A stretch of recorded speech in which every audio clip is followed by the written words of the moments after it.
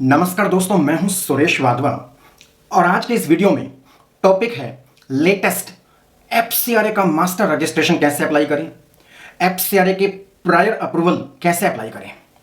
तो दोस्तों, foreign contribution regulation amendment rules 2025 को पिछले महीने लाकर FCRA wing of ministry of home affairs ने जितने भी फॉरेन कंट्रीब्यूशन से जुड़े एप्लीकेशन फॉर्म्स हैं, इन सब के फॉर्मेट्स को चेंज किया गया है। अब आपको एफसीआरए का रजिस्ट्रेशन अप्लाई करते समय नई रिक्वायरमेंट्स, नई अंडरटेकिंग्स, रिवाइज्ड एफिडेविट के फॉर्मेट्स का ध्यान रखना होगा। तो आज की इस वीडियो में हम नई जानकारियां, लेटेस्ट जानकारियां साझा करते हैं एक दूसरे से। ऑब्जेक्टिव क्या है कि आप तक लेटेस्ट जानकारी पहुंचे।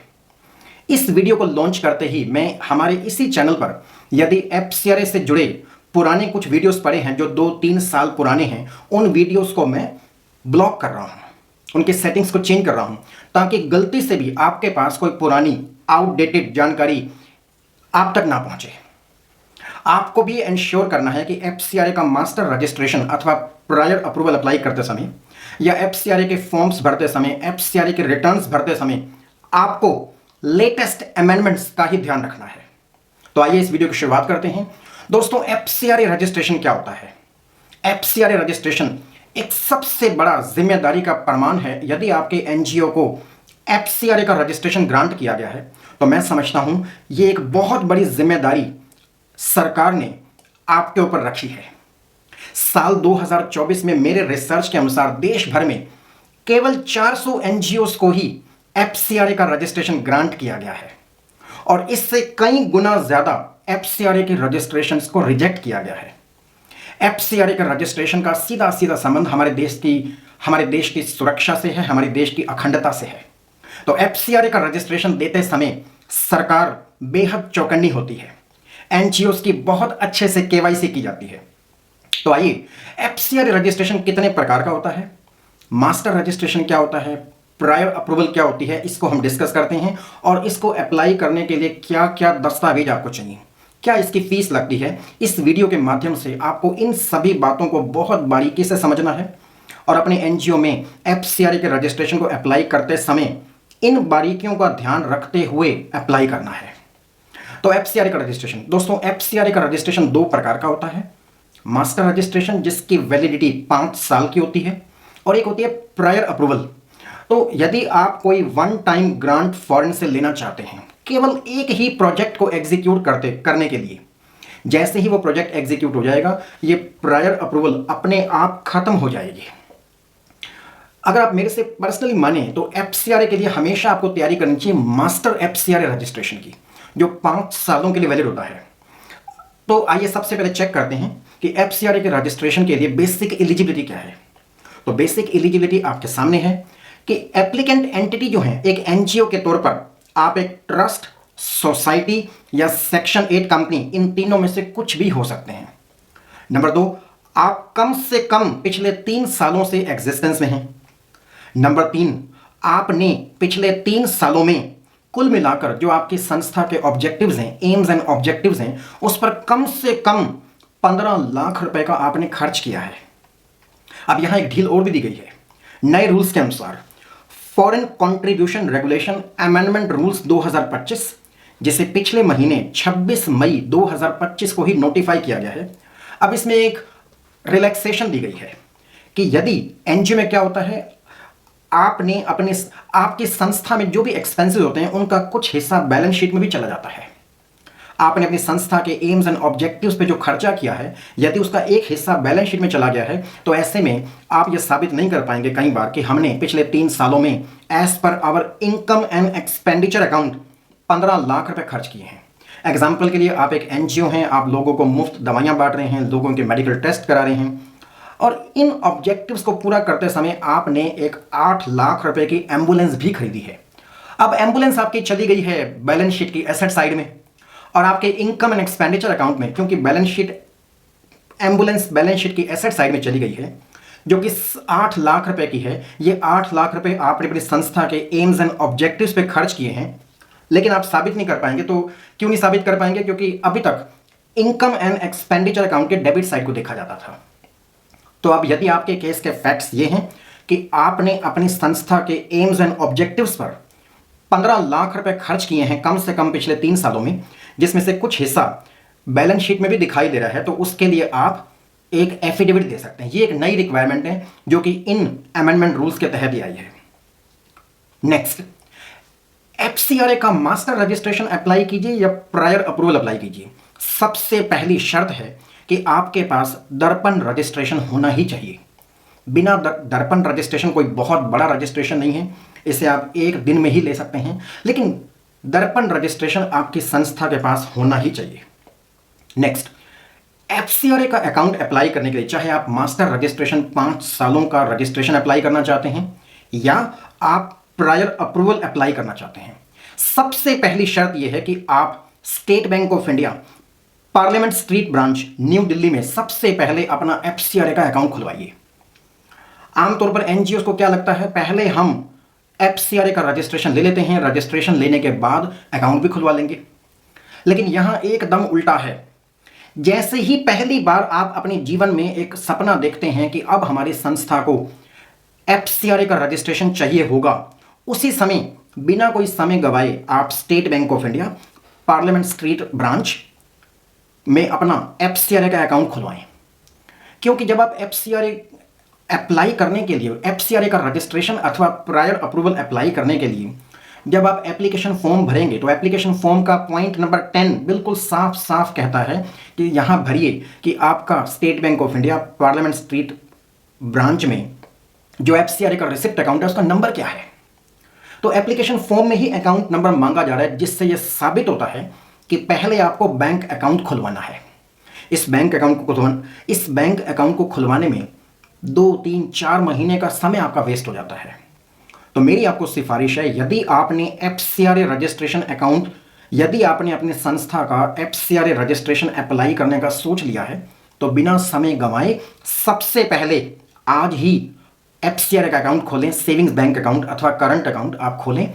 ये जीरो बैलेंस अकाउंट आपको खुलेगा। इसमें आप कोई इंडियन करेंसी एज सच जमा नहीं करा सकते, आपको इसमें कोई अकाउंट में पैसे जमा नहीं कराने हैं। तो ये आपको काम करना है।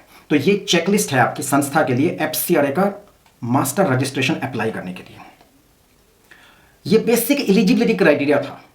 अगर आपकी संस्था ये शर्तें पूरी करती है, आपको 3 साल बने हुए हो चुके हैं, पिछले 3 सालों में आपने कम से कम 15 लाख रुपए खर्च कर दिए हैं, तो ऐसे में आपको एफसीआरए का मास्टर रजिस्ट्रेशन अप्लाई करना है जो 5 सालों के लिए वैलिड होता है। फिर आप इसे 5 सालों के लिए रिन्यू कराएंगे। एफसीआरए का रजिस्ट्रेशन ग्रांट हो जाने के बाद आपको हर साल, हर फाइनेंशियल ईयर खत्म होने पर 9 महीने के अंदर, यानी कि लेटेस्ट बाय 31 दिसंबर पिछले पूरे साल का ब्यौरा भी देना है, एनुअल रिटर्न फाइल करके। ये एक जिम्मेदारी आपकी ओर बढ़ जाती है। अब हम बात करते हैं प्रायर अप्रूवल की।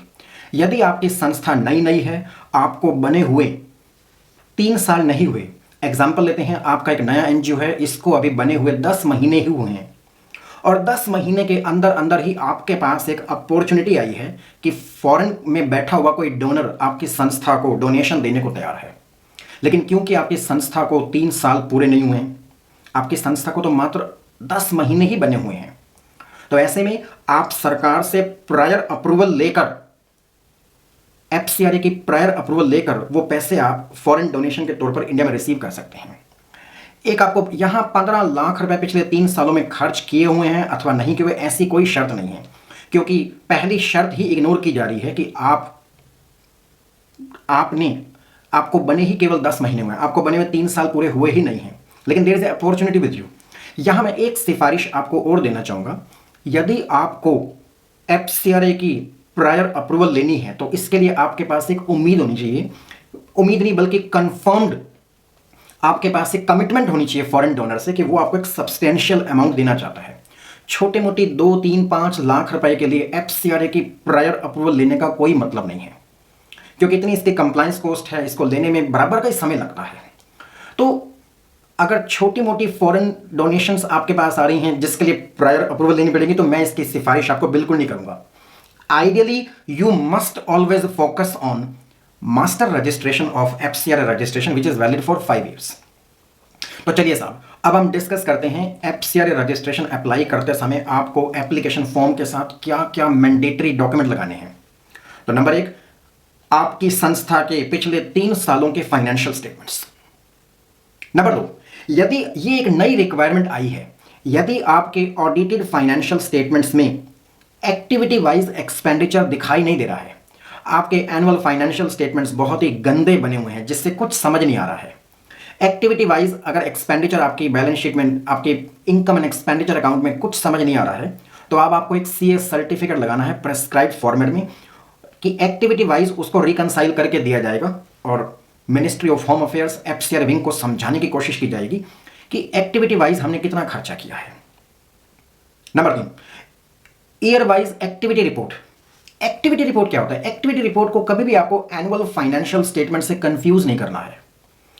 एक्टिविटी रिपोर्ट का मतलब है आपने पिछले 3 सालों में, एक्टिविटी रिपोर्ट एक नॉन फाइनेंशियल डॉक्यूमेंट है, इसमें फाइनेंशियल फिगर्स नहीं, बल्कि इसमें आएगा पिछले 3 सालों में आपने ग्रास रूट लेवल पे क्या क्या कार्यक्रम किए, क्या क्या प्रोजेक्ट्स किए, क्या क्या चैरिटेबल एक्टिविटीज की, कौन से कैंप लगाए, कितने लोगों की सेवा की, जो आपके एम्स एंड ऑब्जेक्टिव्स आपकी संस्था के कॉन्स्टिट्यूशन डॉक्यूमेंट में लिखे हुए हैं, उसके अनुरूप आपने जो काम किए हैं धरातल पे, उनके कुछ फोटोग्राफी, उनके कुछ डेटा आपको ईयर ऑन ईयर आप इसे बना के रखते हैं, तो वो एक्टिविटी रिपोर्ट आपको देनी है। एक्टिविटी रिपोर्ट का मतलब ये बिल्कुल भी नहीं है कि आप अपनी ऑडिटेड फाइनेंशियल स्टेटमेंट्स को दोबारा से लगा दें। नेक्स्ट, संस्था के जितने भी ट्रस्टीज हैं अथवा ऑफिस बियरर हैं अथवा डायरेक्टर्स हैं, ये रिवाइज्ड फॉर्मेट पर एक नोटराइज्ड एफिडेविट देंगे कि हम जिम्मेदारी लेते हैं, हमने एफसीआरए के कानून को समझ लिया है और हम एफसीआरए रजिस्ट्रेशन ग्रांट हो जाने के बाद एफसीआरए के कानून में लिखे हुए जो रूल्स रेगुलेशंस हैं उनको फॉलो करेंगे। नेक्स्ट, नंबर 5, यदि आपकी संस्था पब्लिकेशन में भी इन्वॉल्व है, आप कोई न्यूज़ लेटर प्रिंट करते हैं, आप कोई मंथली जर्नल सर्कुलेट करते हैं, तो आपके चीफ फंक्शनरी को एक कंप्लायंस सर्टिफिकेट देना होगा, एक अंडरटेकिंग देनी होगी कि हम कंप्लायंस का पूरा ध्यान रखेंगे। नंबर 6, यदि आपकी संस्था रजिस्ट्रार ऑफ न्यूज़पेपर्स इंडिया के साथ रजिस्टर्ड है, तो आपको एक सर्टिफिकेट और साथ लगाना है कि आप मैगजीन, आप एक न्यूज़ लेटर पब्लिश करते हैं, आप कोई न्यूज़पेपर नहीं है। एक प्रेस्क्राइब फॉर्मेट में आपको एक अंडरटेकिंग देनी है कि आप एक न्यूज़पेपर नहीं है। नेक्स्ट, नई रिक्वायरमेंट कि यदि आपको पीछे इन द पास्ट कोई एफसीआरए का रजिस्ट्रेशन आपको दिया गया था और वो रजिस्ट्रेशन एक्सपायर हो गया है, कैंसिल हो गया है, तो जब आपका एफसीआरए का रजिस्ट्रेशन एक्सपायर हो गया है, उसके बाद जो उसमें फंड्स पड़े हुए थे उसका क्या किया आपने, उसको कैसे खर्च किया, ये आपको एक एफिडेविट, एक आपको अंडरटेकिंग और फाइल करनी है, उसे रिकंसाइल करके देना है, अपनी बैंक स्टेटमेंट्स भी साथ देनी है। नंबर 8, यदि आपकी संस्था ने पिछले 3 सालों में अपने एम्स एंड ऑब्जेक्टिव्स पर 15 लाख रुपए से कम खर्च किए हैं, क्योंकि ऐसा आपका मानना है कि आपने कुछ कैपिटल इन्वेस्टमेंट भी खर्च की है अपने एम्स एंड ऑब्जेक्टिव्स पे, जैसे कि मैंने एग्जांपल आपको दिया कि आपने अपनी संस्था के एम्स एंड ऑब्जेक्टिव्स को पूरा करने के लिए आपने एम्बुलेंस खरीदी, एम्बुलेंस संस्था की बैलेंस शीट की एसेट साइड में आ रही है, तो आपको ये बात एफिडेविट पर साबित करनी है और साथ में एप्लीकेशन फॉर्म के ये सारे डॉक्यूमेंट्स जो मैंने ऊपर बताए हैं 1 से लेकर 8 तक, इन सब को फाइल किया जाएगा, ऑनलाइन फाइल किया जाएगा, स्कैन कॉपीज लगाई जाएगी और इसके साथ आखिरी में जाती है 10,000 रुपए की एप्लीकेशन फीस। तो इन सारे डॉक्यूमेंट्स को आप कंपाइल करके जब आप बहुत ही सुंदर तरीके से मिनिस्ट्री ऑफ होम अफेयर्स को फाइल करेंगे, तो इसके बाद मिनिस्ट्री ऑफ होम अफेयर्स आपकी एप्लीकेशन की जांच करती है, लोकल पुलिस नेटवर्क से इसकी जांच कराई जाती है। एफसीआरए का रजिस्ट्रेशन अप्लाई करने के बाद आपको अपने माइंड में तैयार रखना है, कभी भी कोई लोकल पुलिस स्टेशन से अथवा कोई और पुलिस अधिकारी स्टेट गवर्नमेंट से आपकी संस्था को विजिट कर सकता है और ये करेंगे, तो आपको इसके लिए तैयार रहना है, इससे डरने की बिल्कुल ज़रूरत नहीं है। एफसीआरए का रजिस्ट्रेशन अप्लाई करने के बाद आपको इस बात के लिए तैयार रहना होगा कि आपकी संस्था की केवाईसी की जाएगी अच्छे से, तो इससे डरने की, घबराने की बिल्कुल ज़रूरत नहीं है, बल्कि इसके लिए तैयार रहने की ज़रूरत है। आखिरी में अब हम प्रायर परमिशन की बात करते हैं कि प्रायर परमिशन क्या है। प्रायर परमिशन में गवर्नमेंट फाइलिंग फीस 5,000 रुपये ली जाती है और जहां तक बात चेकलिस्ट ऑफ डॉक्यूमेंट्स की कि किस प्रकार के डॉक्यूमेंट्स हमें प्रायर परमिशन में लगाने होंगे, तो यहां एक बात बिल्कुल तय है कि 3 सालों की एग्जिस्टेंस की रिक्वायरमेंट यहां पॉसिबल ही नहीं है, उसको कंप्लाई करने की ज़रूरत ही नहीं है, जब भी एक संस्था जिसको बने अभी 3 साल से कम का समय हुआ है, लेकिन इसके बावजूद इसके पास एक अपॉर्चुनिटी है कि आपको फॉरेन से कहीं से फॉरेन डोनेशंस मिलने के लिए एक अपॉर्चुनिटी आपके पास है, तो क्या करना है आपने? फॉरेन में बैठी जो संस्था आपकी संस्था को दान देना चाहती है, उसके लेटर हेड पर आपको एक कमिटमेंट लेटर लेना है। एग्जाम्पल लेते हैं, कोई संस्था अमेरिका में बैठी है जो आपकी इंडिया में बैठी हुई संस्था को 25 लाख रुपए का दान देना चाहती है, तो वो संस्था अपने लेटर हेड पर लिख के देगी कि साहब हम आपकी संस्था को 25 लाख रुपए का दान देना चाहते हैं। और एफसीआरए के प्रायर अप्रूवल की एप्लीकेशन को फाइल करते समय आप 25 लाख रुपए ही फाइल करेंगे। ये अमाउंट आपस में मैच करनी चाहिए। अब मान लीजिए फॉरेन से 25 लाख रुपए यदि आपकी संस्था को दान आ जाए, तो उसका आप करेंगे क्या? आपको एक प्रोजेक्ट रिपोर्ट सबमिट करनी है कि जब फॉरेन से आपकी संस्था को 25 लाख रुपए दान आ जाएगा तो उसको आप किस प्रकार से किन किन आइटम्स पे खर्च करेंगे, ये आपको आज ही बताना होगा। और साथ में एक डिक्लेरेशन भी देंगे कि 20% से ज्यादा आप खर्च नहीं करेंगे अपनी एडमिनिस्ट्रेटिव एक्सपेंसेस पर। ऐसा बिल्कुल नहीं होना चाहिए कि आपने फॉरेन से 25 लाख रुपए की ग्रांट फॉरेन डोनेशन आपके पास आई है और इसमें से 15 लाख रुपए अपने सैलरीज ही बांट दी अपने आप को, अपने ऑफिस के कोर टीम मेंबर्स को, दूसरे ट्रस्टीज को। ये नहीं हो सकता। तो कम से कम 80% आपको खर्च करना है अपने एम्स एंड ऑब्जेक्टिव्स पे और बाकी के 20% उन एम्स एंड ऑब्जेक्टिव से जुड़े हुए एडमिनिस्ट्रेटिव एक्सपेंसेस पर। नेक्स्ट, तीसरा पॉइंट, आपको अपने चीफ फंक्शनरी से एक लेटर भी ऑनलाइन सबमिट करना होगा जिसमें पॉइंट वाइज रिप्लाई किया जाएगा कि जो प्रायर परमिशन से जुड़ी हुई गाइडलाइंस हैं उनको कैसे एडहेयर किया जाएगा। नेक्स्ट पॉइंट, फोर्थ पॉइंट, जो कि एक नई रिक्वायरमेंट है कि आपको एक अंडरटेकिंग फाइल करनी है। ये सारे डॉक्यूमेंट्स आपको फाइल करने हैं 100% ऑनलाइन, इसमें से कुछ भी फिजिकल नहीं जाता है। तो आपको एक अंडरटेकिंग फाइल करनी है, undertaking to adhere to the good practices guidelines of the financial action task force. ये एक फॉर्मेट में जाएगी एप्लीकेशन। और इसके साथ जैसे मास्टर रजिस्ट्रेशन में सारे पदाधिकारियों को, सारे ट्रस्टीज को अथवा सभी डायरेक्टर्स को एक रिवाइज्ड परफॉर्मा फाइल करना होता है, नोटराइज्ड एफिडेविट फाइल करना होता है, वो प्रायर परमिशन में भी फाइल करना है। और गवर्नमेंट फाइलिंग फीस यहाँ 5,000 रुपये लगेगी, जबकि मास्टर रजिस्ट्रेशन में ये फीस 10,000 रुपये लगती है। तो दोस्तों ये थी एक बहुत ही बेसिक, बहुत ही लेटेस्ट, बहुत ही बारीक पॉइंट दर पॉइंट जानकारी जो आपको दी गई है कि एफसीआरए के रजिस्ट्रेशन को अप्लाई करते समय आपको किन किन बातों का ध्यान रखना है। एफसीआरए का रजिस्ट्रेशन ग्रांट होना सचमुच में एक बहुत बड़ी जिम्मेदारी है। ये एक बहुत बड़ा प्रमाण है आपके एनजीओ के अच्छे कार्यों का, तभी इस रजिस्ट्रेशन को आपको ग्रांट किया जाता है। तो इस रजिस्ट्रेशन को लेने के लिए आपको बहुत खास तैयारी करनी पड़ती है। इसकी तैयारी करने के लिए ही इस वीडियो को मैं आपके सामने लेके आया हूं। और इसके अलावा एफसीआरए कानून के तहत जितने भी रिटर्न्स अथवा फॉर्म्स होते हैं उन सब में छोटे छोटे हर जगह बदलाव किए गए हैं। तो इन सारी लेटेस्ट अमेंडमेंट्स को आप foreign contribution regulation amendment rules 2025 के तहत आपको पढ़ना है, इनको समझना है और इसको अपनी संस्था पे अप्लाई करना है। तो इनको अप्लाई करने में ये वीडियो सचमुच में आपकी बेहद मदद करेगा, आपके बेहद काम आएगा, ऐसा मैं विश्वास करता हूं। और किसी भी अन्य जानकारी के लिए आप हमें लिखें अथवा व्हाट्सएप करें, मुझे बहुत खुशी होगी। तो मिलते हैं अगले वीडियो में एक और इंपॉर्टेंट इशू के साथ। Thank you so much. Thank you.